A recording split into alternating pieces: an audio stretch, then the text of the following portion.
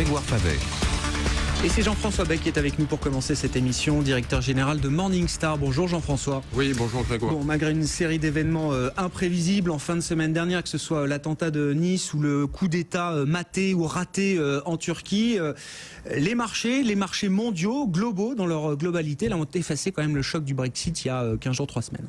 Oui, permettez-moi tout d'abord, dans cette journée de deuil national, d'avoir une pensée pour les victimes et les familles des victimes. On a des salariés basés à Nice et c'est vrai qu'on a été saisis d'effroi par cette attaque. Et les marchés reviennent, pour revenir au marché, sur les fondamentaux. C'est vrai qu'on a expliqué la semaine dernière que la grande crainte, en fait, c'était l'emballement, l'effet domino, notamment sur les banques italiennes. Et donc, on avait des marchés qui appréciaient, soit sur les marchés obligataires, soit sur les marchés actions, ce risque. Puis les déclarations, on y reviendra tout à l'heure, ont calmé un petit peu le jeu. Et donc, on revient aux fondamentaux macro et micro. Et là, qu'est-ce qu'on voit quand on regarde effectivement à nouveau ces fondamentaux? Qu'est-ce qu'on constate? Sur des zones comme les États-Unis et l'Asie, les États-Unis, c'est des ventes au détail au mois de juin qui sont en forte hausse, plus 0,6%. Sur le mois de juin, on avait en attente un consensus à plus 0,1%, une inflation qui reste relativement maîtrisée et la Fed qui est toujours expansionniste. Donc on repousse d'autant les hausses des taux qui étaient anticipées en début d'année. Et puis du côté chinois aussi, l'activité en Chine reste très soutenue. On a une croissance du PIB au deuxième trimestre. Sur un an, on est à plus 6,7% de croissance. Là encore, des ventes au détail qui sont très soutenues, une production industrielle qui est bien orientée. Donc beaucoup d'indicateurs qui sont plutôt favorables. Alors j'attire votre attention sur le fait que notamment en Chine, c'est encore sous le coup de stimulus. Un peu artificiel, c'est-à-dire que c'est lié à la hausse du crédit ou lié à des relances budgétaires prévues par l'État et les autorités. Mais pour l'instant, j'allais dire, on a un peu une mise entre parenthèses de ces deux grands risques qui étaient évoqués en début d'année.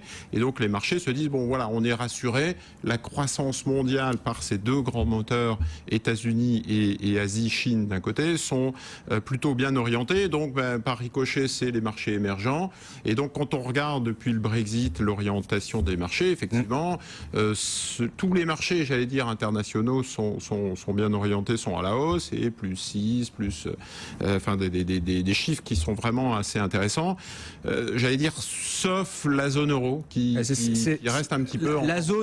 L'Europe, la zone euro, qui est la plus en retard là, dans le rattrapage global qu'on a depuis le vote britannique le 23 juin dernier. Oui, alors c'est des éléments aussi macroéconomiques, puisqu'on a connu la semaine dernière le recul de la production industrielle sur la zone euro. Sur un an, pour donner un petit peu quelques chiffres, on ne va pas bombarder de chiffres, mais c'est plutôt plus 1,2% sur un an en Espagne et moins 0,3% en Allemagne.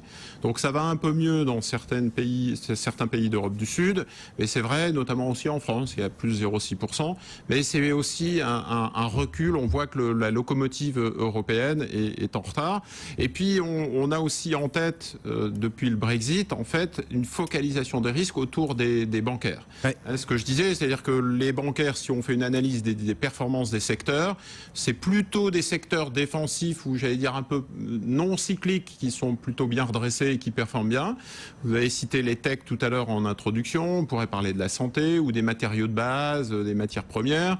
Et plutôt la finance qui a tiré les indices vers le bas en zone euro. On est de l'ordre de moins 9, moins 10% sur le secteur en France, les banques françaises. Plus d'ailleurs sur des craintes liées, vous le disiez, au secteur bancaire italien, qui est d'une certaine manière indépendant alors des risques qui peuvent peser sur la City, que les banques britanniques là effectivement soient un peu dans l'œil du cyclone parce que on ne sait pas quelles seront ou quelles activités elles pourront encore mener demain à Londres, c'est une chose, mais ce qui a vraiment fait peur aux investisseurs sur ce secteur bancaire, c'est plutôt ce qui se passe en Italie. Oui, c'est ça, le Brexit est venu un peu exacerber la crise des banques, les créances douteuses accumulées par les banques, 360 milliards d'euros et donc une focalisation un petit peu sur Est-ce qu'à un moment donné, il va y avoir bail-in et donc les épargnants italiens vont devoir mettre la main à la poche et devoir renflouer en fait ces banques italiennes, épargnants qui sont donc électeurs, donc ça va se traduire dans les élections au moment du référendum en Italie. Et puis voilà, il faut savoir que les banques italiennes portent à peu près 25% des emprunts d'État dans leurs fonds propres, ouais. Et donc sont des investisseurs qui portent des emprunts d'État. Et vous voyez tout de suite le ricochet en disant et donc on a une nouvelle crise, un nouvel effet domino sur les emprunts d'État d'Europe du Sud, Italie et Espagne en tête. Donc risque financier, risque politique, évidemment, vous l'avez rappelé, il y a ce référendum important pour Matteo Renzi, puisqu'il a mis son poste dans la balance sur la réforme constitutionnelle en Italie en octobre. Donc voilà, politiquement impossible, financièrement trop risqué. Donc du coup, on va tout faire pour sauver le secteur bancaire italien, quitte à ce que l'État italien intervienne. Ce qui était justement quelque chose qu'on avait mis de côté d'une certaine manière avec l'union bancaire et ce projet d'union bancaire en Europe. Oui, c'est ça. Et donc finalement, les trois grands risques suite au Brexit, les marchés se sont inquiétés des banques et de la contagion. Les autorités sont venues rassurer, Commission européenne, BCE, Eurogroupe, Angela Merkel sont tous sortis pour expliquer que rassurez-vous, soyez sereins, il n'y aura pas d'emballement et d'effet domino sur les banques italiennes, on va bien trouver une solution publique. On avait aussi ce risque de Brexit, de situation politique en Angleterre et d'impact sur la croissance et la conjoncture. Et le scénario du pire, là, parce qu'on avait toute une gamme de scénarios liés au Brexit, le scénario du pire n'est pas celui qui est en train de se matérialiser. C'est ce que pensent les marchés, en tout cas. Exactement. Et c'est surtout l'incertitude. On s'est dit, tiens, si on est parti sur 2 ans, 3 ans de flou artistique, ça va forcément être un stand-by pour les industriels, les investisseurs. Et enfin, donc, pour l'instant, on n'a rien décidé, ni rien négocié pour l'instant. Mais il y a eu des déclarations. Déjà un nouveau gouvernement, Theresa May qui pilote le gouvernement. Donc ça a plutôt rassuré les marchés. La livre sterling qui est du coup montée, puisque on a Boris Johnson qui fait partie du gouvernement et qui a tout de suite déclaré, les déclarations sur ça va aller assez vite, vous inquiétez pas, 1er janvier 2019, le Brexit sera effectif. Donc du coup, ça donne un peu de visibilité, ça donne un vrai calendrier. Il nous reste une zone d'inquiétude sur la politique toujours, puisque ce sont les élections qui seront prévues en octobre, novembre. Enfin, il y a toute une série d'élections jusqu'en 2017, mais j'allais dire, à l'échelle des marchés, c'est une mise entre parenthèses et donc les marchés nous disent aujourd'hui rendez-vous à la rentrée, rendez-vous en septembre. C'est ça. On est un peu on s'intéressera à ces dossiers politiques le moment venu. Exactement. Et donc macroéconomique, je le disais, et puis microéconomique parce qu'on rentre dans une saison de résultats aussi. Et donc les résultats aux États-Unis sont bien commencés. Les banques et Alcoa et certaines valeurs ont sorti des résultats plutôt supérieurs. Et puis on va avoir en Europe une série de statistiques. Donc cette semaine, Unibail, Publicis, Michelin, Valeo, Orange, etc. Je pense que les valeurs cycliques vont avoir du mal à donner de la perspective aux investisseurs vu l'environnement un peu pesant et donc puisque l'activité sera sans aucun doute touchée.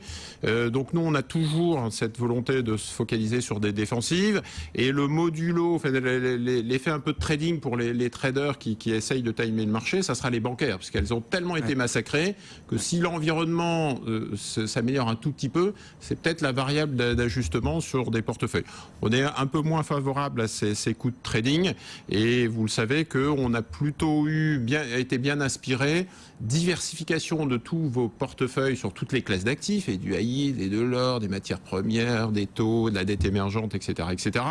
Donc plutôt pas pour timer le marché qui est vraiment très compliqué, plutôt de la diversification internationale. On a très tôt dit n'oubliez pas les États-Unis. Eh oui. Record à Wall Street, les émergents qui ont particulièrement bien tenu effectivement ces derniers mois. Et l'autre conseil, c'était plutôt la gestion active qui tire son épingle du jeu. Là où l'indice finalement est un petit peu blackboulé par ces différentes crises, on a des gérants de conviction qui peuvent tirer leur épingle et s'en sortir très bien. Donc voilà un petit peu les recommandations de l'été.